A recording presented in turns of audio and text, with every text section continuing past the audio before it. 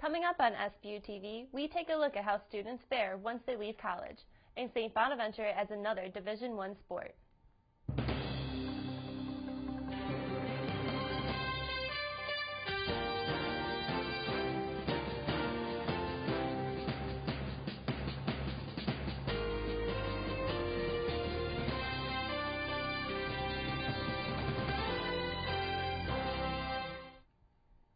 Hello and welcome to SBU TV. I'm Nicolette DiMura. And I'm Madeleine Faircloth.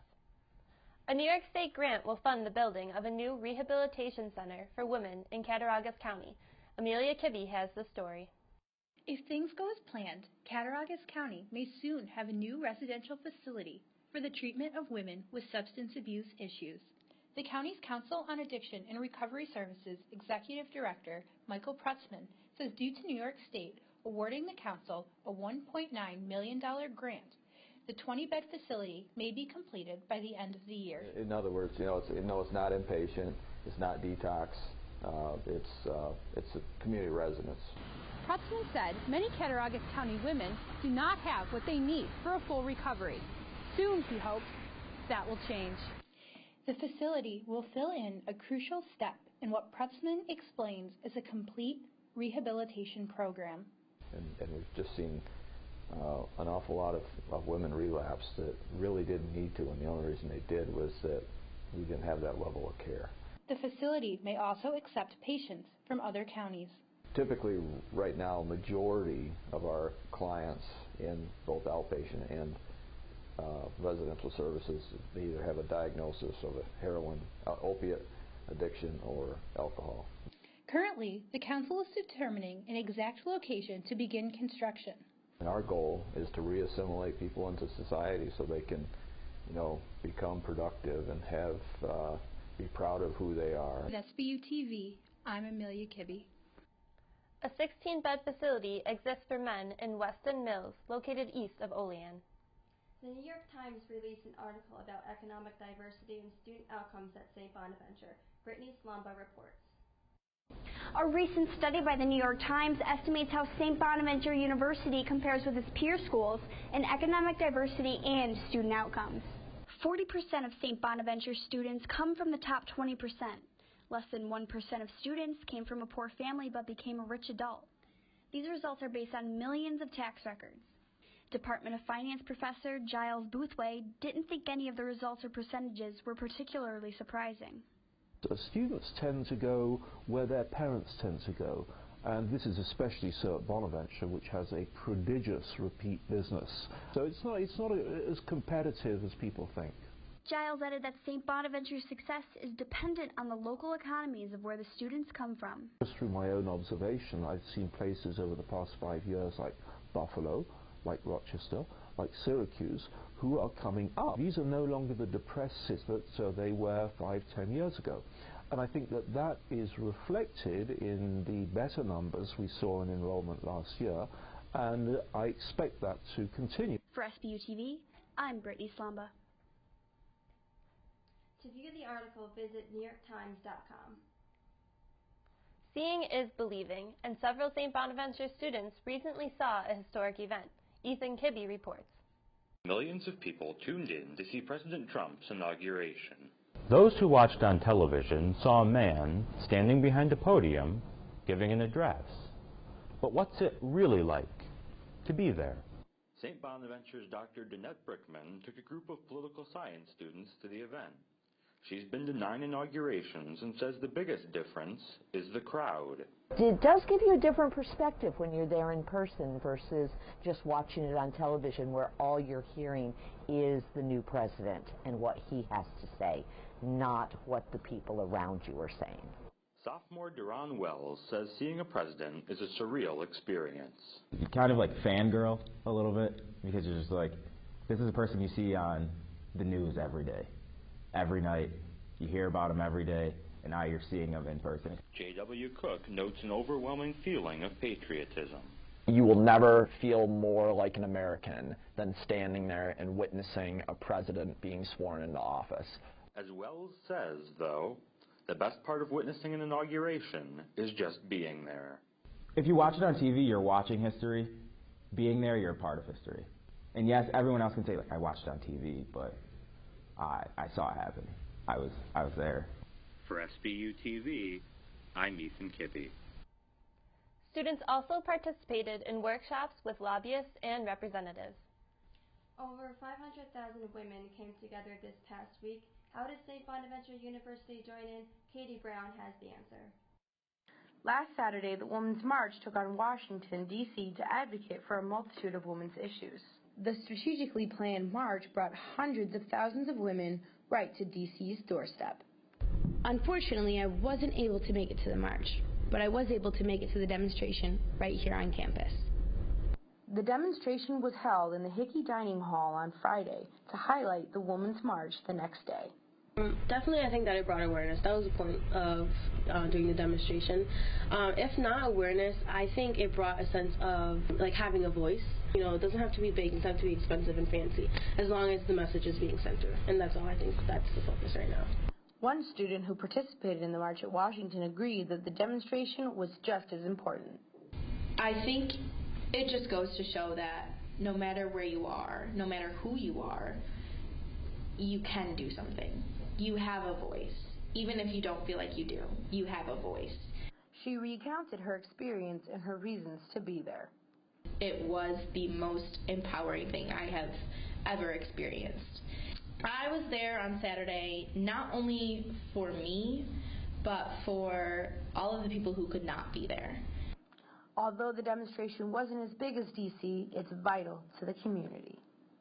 I feel that it was successful because it happened. Small things like that will lead up to bigger ones. You think about the surrounding areas around here. Yeah, we're not a huge community, but the spirit of one person can overcome millions. For SBU TV, I'm Catherine Brown.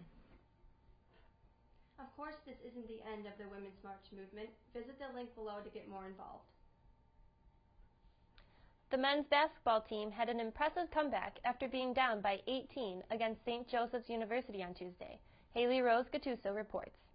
I talked to Coach Schmidt and Idris Taqqee about the team's recent performance and what they need to succeed in the rest of the season. I think we hung around close enough that if we started playing that we had a chance. But I think it was, the kids had fight in them. They didn't quit. They showed some, they dealt with some adversity and were able to hang in there and pull out a victory that didn't seem like we were going to win in the first 35 minutes. The Bonnies took the win here at the Riley Center on Tuesday. But can they keep the momentum going? That's what it's all about for Idris Taqqee and Coach Schmidt. That and rebounding. Yeah, as I mentioned, I feel like, just to say to him, I feel like that's a very major key for us to take care of business. It's on the backboard, but I feel like when we do that, it'll take care of itself. Everything else will take care of itself. The big points that we emphasize every game. The team that wins the backboard usually wins the game. The biggest battle the Bonnies will face is the mental one. But fortunately, they're a team of strong minds and good character. It's, Bob Knight used to say the mental is a physical as 4 is to 1. The mental side of the game is so important. And, physically you may not be there all the time, but mentally you got to be there, and you got to believe in yourself, and you believe in your teammates, and believe in what we're trying to do, and stick with it. And when things aren't going well, it's easy to quit. But if you have character guys and tough-minded guys, you can get through that. For SBU TV, I'm Hailey Rose Gattuso. Check out GoBonnies.com for the full schedule. To help enrollment, St. Bonaventure has added both men's and women's Division I outdoor tracks. I report. Starting this April, St. Bonaventure will compete in events ranging from 400 meters to 10,000 meters. Head coach Bob MacFarlane says he's excited about the addition and appreciative. I just want them to have a good time with this, succeed, and to become better at their sport. And I feel that we have all the kids on our program that want to do that. The first true year of it being recognized, so in the NCAAs, we are now officially have a track team.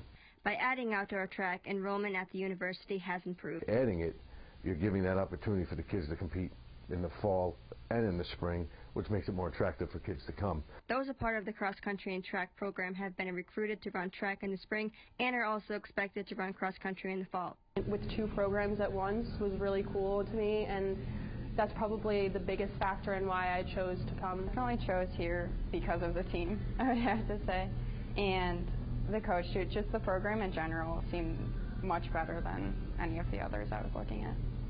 Adding in a track program did not cost the school much money. Pretty easy, actually, when you think about a decision on this, given the opportunity to have kids and for it not to be any burden on the budget of the school. The future is looking great for the Bona track team as Athletic Director Tim Kenney and Head Coach Bob MacFarlane attract students. For SBU TV, I'm Nicolette. St. Bonaventure will compete in 5 local and out-of-state meets, including the Atlantic 10 Championship hosted by UMass. Internships aren't just for college juniors. Josh Svetz has the story. From November to April, millions of cover letters, resumes, and portfolios will be sent to companies and publications across the world. But it won't just be college juniors and seniors applying. Going for internships as a sophomore or even a freshman could give you the edge to land that dream internship your junior year. If you're applying when you're a junior, but you were supposed to have had a certain set of skills, it's almost too late by now. Chris Branch, a junior accounting major, interned at BH Aircraft last year and has been fielding high-quality offers for his summer internship prospects. Foot Locker, their headquarters is in New York City, so I was applying for their finance department. I've had 4 interviews currently of this moment. Sometimes getting an internship early can lead to life-changing experiences. I actually ended up meeting President Obama's personal aide. Her name was Fariel. She was very, very nice, and she let me into the Oval Office. I met a bunch of his speechwriters, and they were all really nice and super helpful, and they said how, communications degrees are really helpful in their field. And even, so beyond, just writing journalism, I realized, maybe there's, a future in speechwriting. For SBU TV, I'm Josh Svetz. We are right in the middle of internship application season. The Super Bowl is coming up. Catie has more. As the Super Bowl approaches, football fans all across America will be gathered around their TV on Sunday, February 5th. We're in Western New York, and everyone believes that the Falcons are going to win, or will give you any excuse to why the Patriots are going to lose. If you ain't cheating, you ain't trying. That's a joke. Some of us are in it for the food, music, company, commercials, and of course, the game. I would say wings probably. Buffalo chicken. Well, I want the New England Patriots to win because probably one of my first memories ever was me and my dad watching the first Super Bowl 36. And we've always been fans of the Patriots, and I live 45 minutes away from them, so that's why I want the Patriots to win. I, however, am on the Falcon bandwagon because I'm from Buffalo, and we have an integrated hatred of the New England Patriots and Thomas Brady. So therefore, on Super Bowl Sunday, I will be casting my hopes and dreams to the Atlanta Falcons. So gather around with your friends and family and grab your super sub and your buffalo chicken dip and dive into the big Super Bowl. For SBU TV, I'm Catie Tercek. If you're looking for a way to watch the Super Bowl, tune into Channel Fox. That's all for us here in the Coop. Thanks for watching and have a great day.